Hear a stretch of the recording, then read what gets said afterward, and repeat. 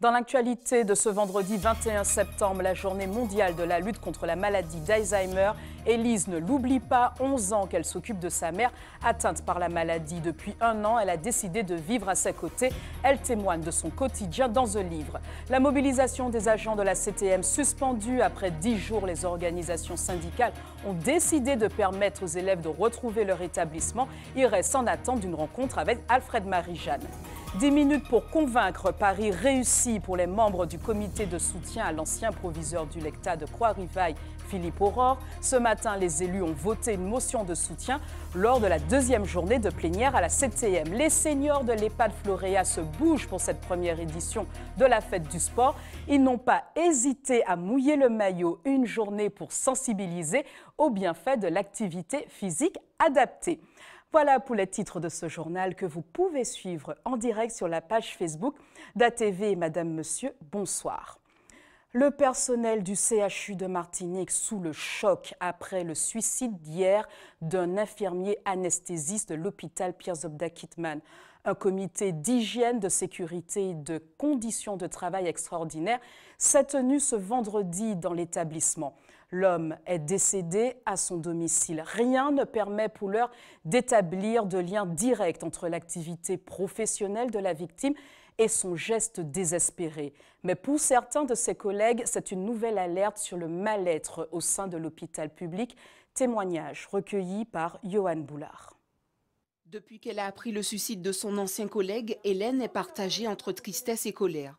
La victime travaillait avec elle à l'hôpital du Lamentin avant d'être affectée en avril dernier au nouveau bloc de l'hôpital Pierre-Zobda-Kittmann, semble-t-il contre son gré.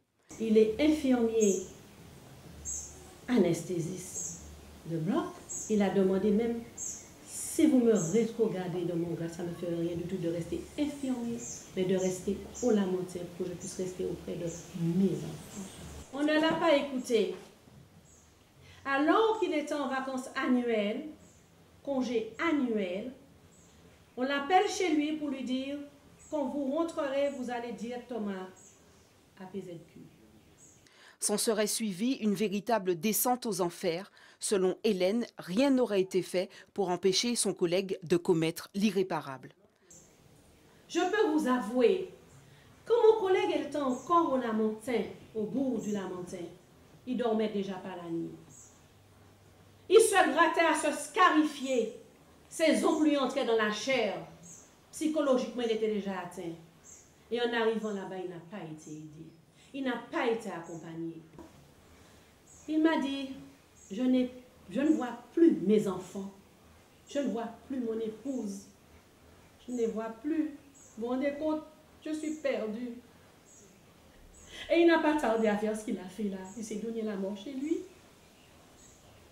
Pour l'aide-soignante, ce drame serait une nouvelle illustration de malaise profond au sein du personnel soignant hospitalier. Nous ne sommes plus des personnes, nous sommes que des matricules. On a besoin de vous, on vous déplace, on vous envoie là. Et vous fermez votre bouche. Vous n'avez rien à dire. Vous êtes agent hospitalier, vous êtes au service de l'hôpital, vous n'avez rien à dire. Vous comprenez? Il faut que ça cesse. Parce que des gens malades ne peuvent pas soigner des malades. C'est impossible de soigner des malades. Parce que les gens qui soignent les malades sont beaucoup plus touchés que les malades qui sont sur leur lit. Dans une note d'information, la direction du CHU affirme prendre très au sérieux cet événement tragique et réitère sa détermination dans la prévention et la détection des risques psychosociaux. Une cellule d'écoute a été mise en place. La journée mondiale de lutte contre la maladie d'Alzheimer, c'est aujourd'hui 25e édition et toujours le même objectif, sensibiliser à la maladie et ses conséquences sur l'entourage. Depuis un an, Élise est revenue vivre au domicile de ses parents et s'occupe de sa mère atteinte de la maladie. Elle témoigne de son quotidien dans un livre, Rencontre avec Johan Boulard. On dirait que tu es fatigué. Mais oui. Assieds-toi. Voilà 11 ans qu'Élise accompagne ses parents dans les gestes du quotidien. Un père déficient visuel et surtout une mère atteinte de la maladie d'Alzheimer.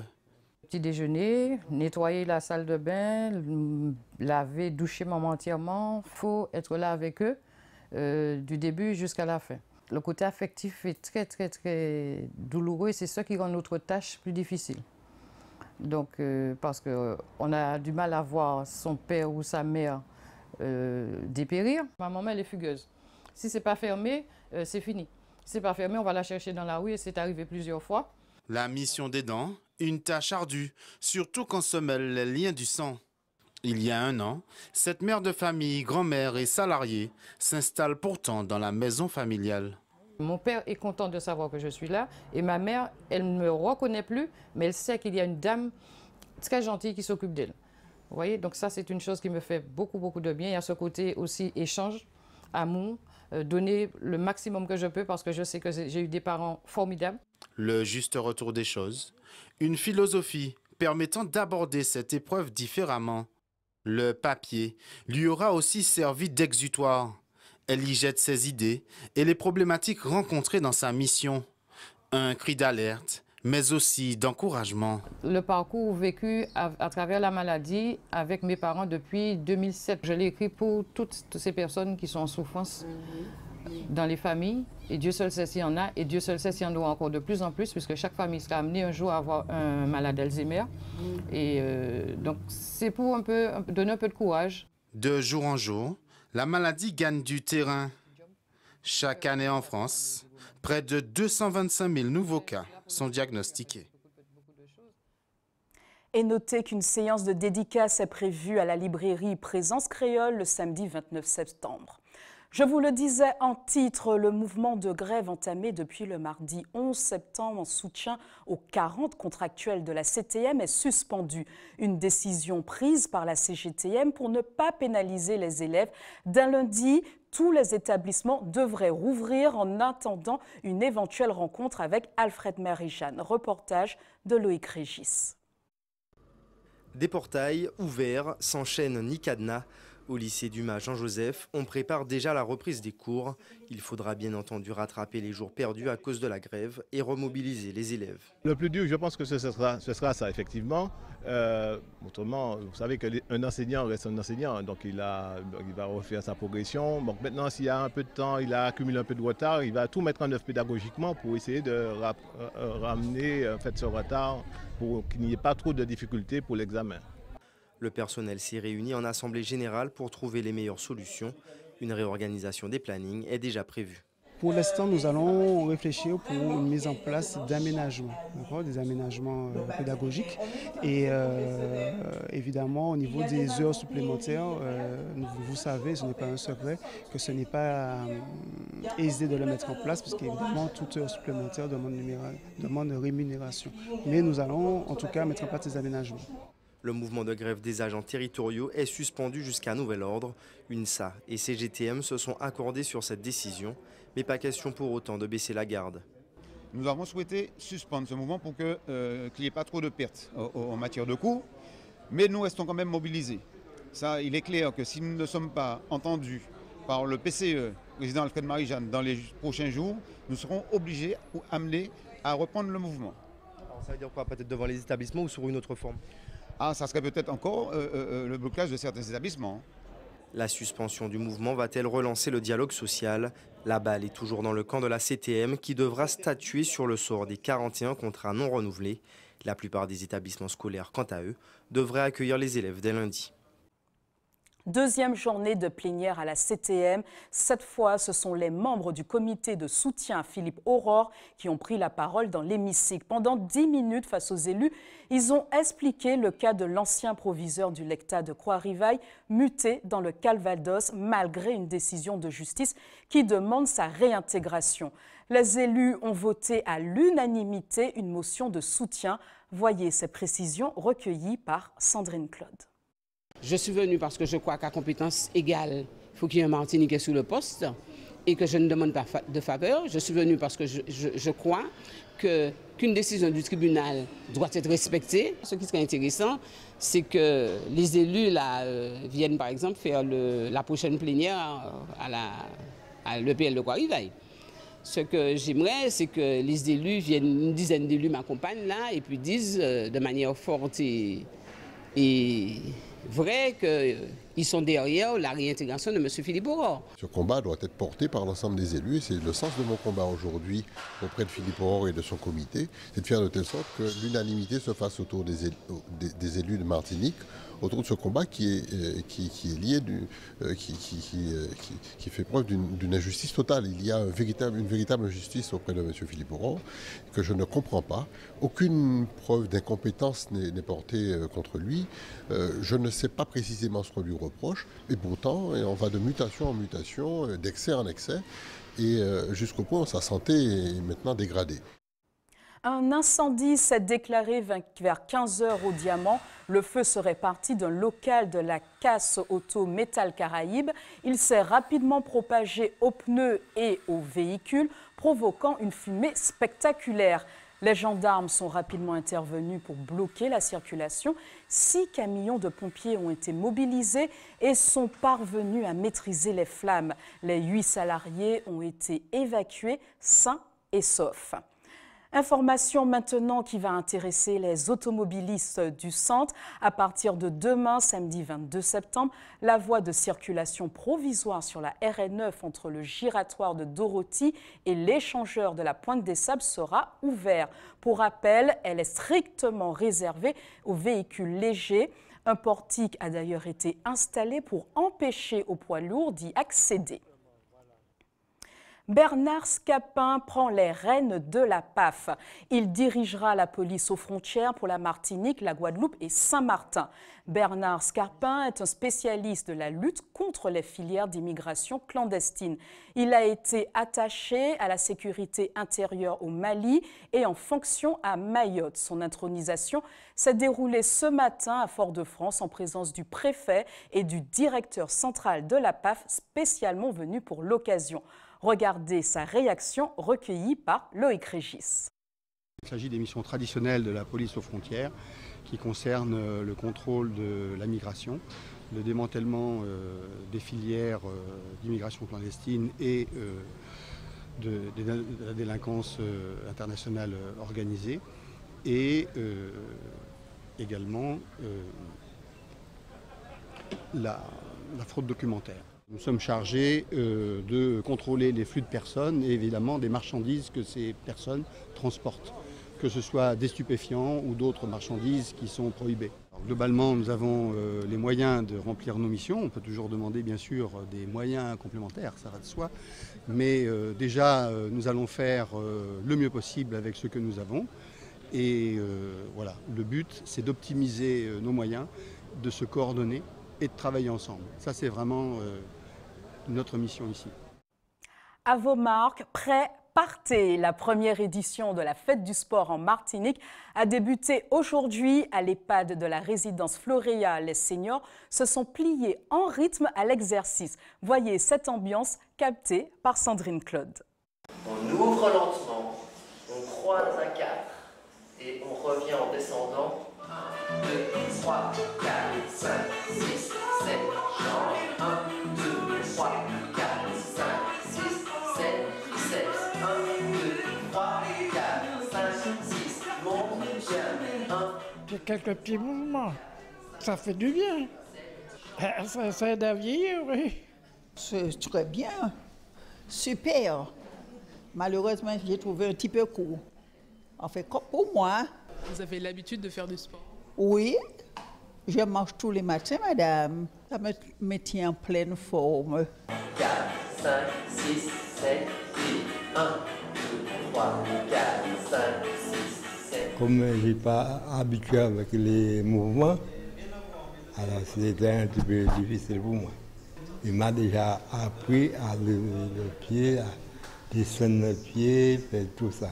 C'est vrai qu'ici, c'était l'occasion, via la fête du sport, de regrouper et de faire un petit peu du multiniveau, d'avoir un groupe un peu plus hétérogène. Donc on a vu aussi bien des personnes Alzheimer que des personnes en fauteuil roulant. Il y a plusieurs importances, évidemment, préserver un capital physique qui a tendance évidemment à se dégrader, un maintien des articulations qui est non négligeable, et puis surtout le côté social, le côté de rester actif. Change. 1, 2, 3, 4, 5, 6, 7. De la fête du sport, il en sera aussi question ce dimanche à la marina de l'étang Zabricot. L'occasion de profiter en famille et qui met à disposition son port de plaisance pour des activités sportives. Luc de Grandmaison, vice-président de la CACEM en charge des activités nautiques et aquatiques, est sur notre plateau ce soir pour nous en parler. Luc de Grandmaison, bonsoir. Bonsoir. Donc, avant de parler de la manifestation de ce dimanche, j'aimerais faire le point sur les travaux de Port-Coët. Ce matin, la Sopamar était encore mobilisée pour dénoncer des travaux qui, selon eux, nuiraient à l'environnement. Où en est-on avec ce projet de marina? Nous sommes en train de dépolluer un site. Donc, je ne sais pas pourquoi la Sopamar pense qu'on fait des choses ou on ne fait pas. On est en phase de dépollution et de revalorisation de la mangrove et d'accompagnement des plaisanciers sur l'évacuation du site, puisqu'on va y faire de gros travaux à terme. Et donc, nous sommes dans une opération normale. Nous sommes à 6 tonnes de déchets enlevés, à peu près à presque 1 million d'euros d'investissement en termes de gardiennage, d'électrification, de remise aux normes, de voirie, etc., de gardiennage. Et donc, aujourd'hui, la Sopamar, qui est un partenaire, et donc... je pense que nous sommes tous écologistes et que nous aimons toute notre Martinique.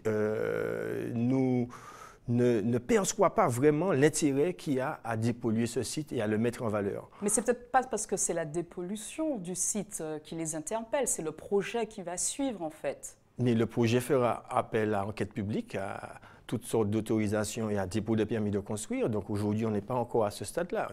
Nous sommes sur un site, ça fait 1 an et demi qu'on est là. Ça fait maintenant 1 million d'euros qu'on a dépensé, qu'on continue à le revaloriser, à le dépolluer, à évacuer les plaisanciers, à les reloger à l'étang Zabricot, à essayer de faire des choses dans des règles et à inviter à la Sopamar à la table des négociations permanentes, à la discussion et à les mettre au comité de pilotage. Ils ne veulent pas venir ou ils sont sur leur position.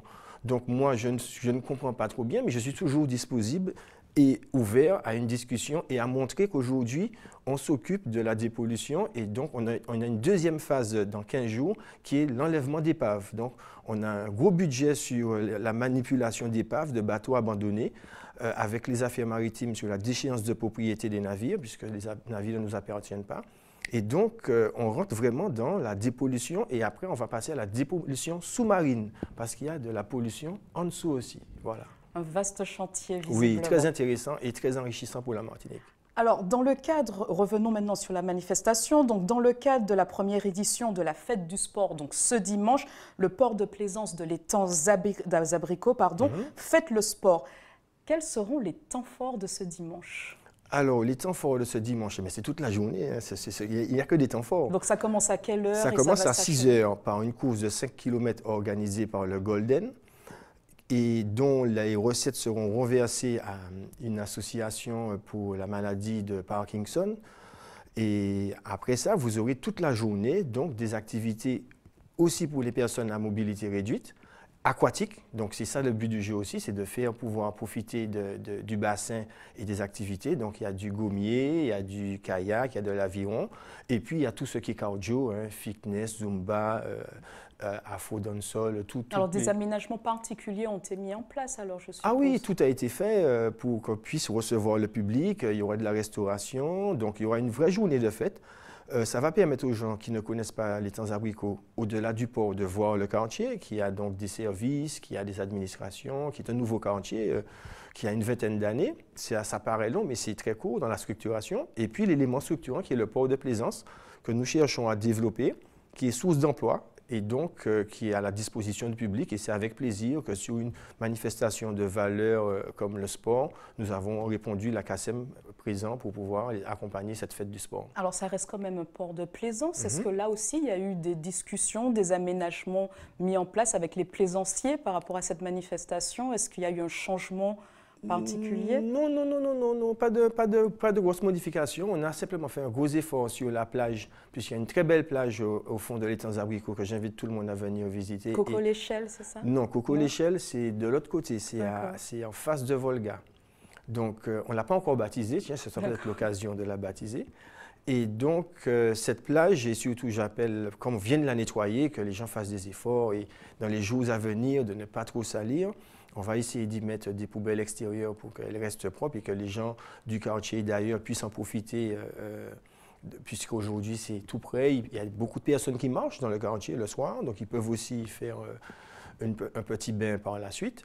Et donc, il n'y a pas de modification pour nous, il y a simplement un espace qui est mis à disposition avec plaisir et qu'on a aménagé pour pouvoir recevoir le public. Alors, l'événement est gratuit, mais est-ce qu'il fallait pourtant s'inscrire avant ou alors on peut venir directement dimanche et participer aux activités? Absolument, l'événement est parfaitement gratuit, donc tout le monde peut venir dimanche, découvrir les activités à partir de... Il y a la course donc à 6 h. Et après, il y a toutes les activités dont on a parlé qui sont accessibles à tout le monde gratuitement. D'accord. Et vous attendez à peu près combien de personnes sur le site? On a fait de la communication. À vrai dire, moi, je pense que découvrir les activités nautiques, c'est quelque chose qui, à mon avis, devrait intéresser et il faut se tourner vers cette activité nautique puisque nous sommes entourés d'eau. Alors, donnez-nous des exemples. Il y aura quoi, par exemple? Le kayak, l'aviron, le gommier, il y aura le modélisme. Donc aujourd'hui, ça fait partie toutes les associations qui ont répondu, c'est elles qu'il faut venir surtout encourager. Ce n'est pas nous les élus, c'est les associations qui se mettent à disposition pour cette fête du sport qu'il faut venir accompagner et en faire une réussite. Mais il n'y a pas de raison que le plus grand nombre ne puisse pas venir à l'Étang-Abricot. Et en famille? En famille. Merci beaucoup d'avoir répondu à nos questions. Et on continue à parler sport avec le programme des principaux rendez-vous de ce week-end. Au menu donc, automobile avec le rallye Oyoen et en athlétisme, les 5 km du port. On en parlait justement. Au rayon sport collectif, notons la deuxième journée du championnat régional 1 en football ou encore les 8e de finale de la Coupe de France en basket. Plus de précisions avec Karil Chassol. Ce week-end sera marqué par le 4e rallye régional Oyoen. Les vérifications administratives et techniques auront lieu demain 14 h à Californie et le rallye dimanche 9 h avec au menu 5 spéciales et 2 nouveaux circuits. Toujours dimanche, les athlètes seront eux à Fort-de-France et plus précisément à l'Étang-Abricot pour les 5 km du port. Début de la compétition, 6 h devant le port de Plaisance. Sport collectif en basket masculin début ce soir des 8e de finale de la Coupe de France. Un match au menu ce soir 20 h, Gauloise Golden Lion au Palais des Sports de Trinité. Suite de ces 8e de finale avec demain 2 rencontres. Tout d'abord à 19 h, Éclair CSC Carbet au Palais des Sports de Rivière-Salée. Puis à 20 h, Good Luck Arsenal à Floréal. En football, la deuxième journée du championnat de Régional 1 débute ce soir 20 h par 2 matchs. Tout d'abord, le derby joséphin Golden Lion et RC Saint-Joseph dans la commune et un intéressant club colonial US Robert à Pierre-Aliquer. Demain, 15 h 30, 3 matchs au programme, dont un alléchant club franciscain Aiglon. L'Assaut reçoit le Golden Star et l'émulation sera face à l'Essor Préchoutin. Toujours demain, mais à 19 h, 2 rencontres refermeront cette deuxième journée de R1, RC Lorrain, RC Rivière Pilote au Lorrain et Samaritaine New Star au Morne des Es. Handball, suite du tournoi de rentrée avec les demi-finales des 4 groupes. Les finales auront lieu le week-end du 29 septembre. Information pratique maintenant avant de refermer cette édition. Un camion de l'EFS sera stationné de 8 h à 13 h sur la place Rennes à Saint-Pierre. Comme chaque jour ouvré, une équipe sera également à votre disposition de 9 h à 16 h à la Maison du Don, au CHU Pierre-Zobda Kittmann, au quartier Laménard à Fort-de-France. C'est la fin de ce journal. Avant de se quitter, je vous rappelle les principales informations développées ce soir. La journée mondiale de la lutte contre la maladie d'Alzheimer, Élise ne l'oublie pas. 11 ans qu'elle s'occupe de sa mère atteinte par la maladie. Depuis 1 an, elle a décidé de vivre à ses côtés. Elle témoigne de son quotidien dans un livre. La mobilisation des agents de la CTM suspendue. Après 10 jours, les organisations syndicales ont décidé de permettre aux élèves de retrouver leur établissement. Ils restent en attente d'une rencontre avec Alfred Marie-Jeanne. 10 minutes pour convaincre. Paris réussi pour les membres du comité de soutien à l'ancien proviseur du lectat de Croix-Rivaille, Philippe Aurore. Ce matin, les élus ont voté une motion de soutien lors de la deuxième journée de la plénière à la CTM. Les seniors de l'EHPAD Floréa se bougent pour cette première édition de la fête du sport. Ils n'ont pas hésité à mouiller le maillot. Une journée pour sensibiliser aux bienfaits de l'activité physique adaptée. Restez avec nous tout de suite après votre journal local. Place à l'actualité nationales et internationales avec nos confrères de BFM TV, suivi du tirage de l'Euro-Million. Puis à 20h, votre rendez-vous cinéma avec le magazine Côté Ciné, suivi de votre divertissement Ninja Warrior, le parcours des héros. Passez une bonne soirée avec les programmes d'ATV. Je vous donne rendez-vous demain pour les titres à 18h50. Bonne soirée.